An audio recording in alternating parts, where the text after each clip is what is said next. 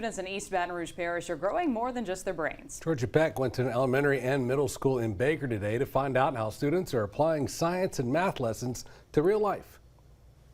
You don't have to waste money almost just for, you can have like plants or something and you can take care of yourself just by doing that. From caring for crops, It's feel good to care about some farm animals, to chickens, students at Baker Heights Elementary and Middle School are learning responsibility. Oftentimes, as students, kids are asking, like, when am I going to learn to use this in real life? And so understanding that the things that they've been learning in science actually applies to the food that they consume and how it's grown. Eric Lewis is the founder and executive director of Baton Rouge STEM, a program partnered with 8 schools this year to turn in-class lessons into seeds, sprouting both plants and confidence. It creates some level of school pride because this is theirs.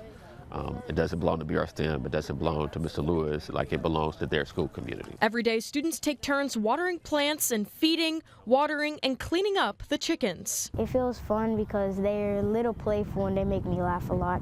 When they see somebody putting the stuff, they get around and they start running around the thing when we put the food in. And Lewis says this is all part of their focus to help kids embrace STEM, whether it be for college or career. I think it creates excitement and engagement around their learning in math and science, which then, so for us, we want to be a support to the school.